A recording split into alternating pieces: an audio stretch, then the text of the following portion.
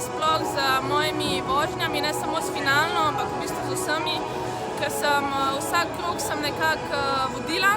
Vsak krog do finala sem končala prva, tako da v finalu sem pač poskušala obdržati isto strategijo, ampak so me tekmovalke malo bolj napadale. Jaz sem vsem zadovoljna s tem, kako sem branila pozicijo in na koncu se je šlo za 3. mesto. Izvode, kaotično.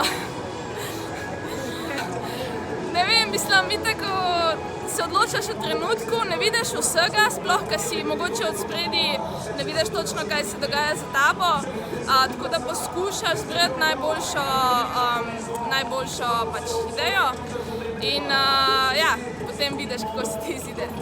V bistvu kar dost, pa tudi se mi zdi, da sem iz tekme v tekme letos precej napredovala.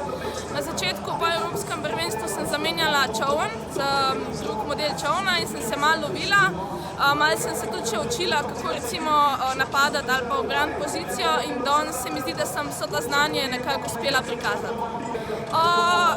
Ja, v bistvu mi je bil všeč že na začetku, že nekaj leto delam, še preden je bila olimpijska disciplina.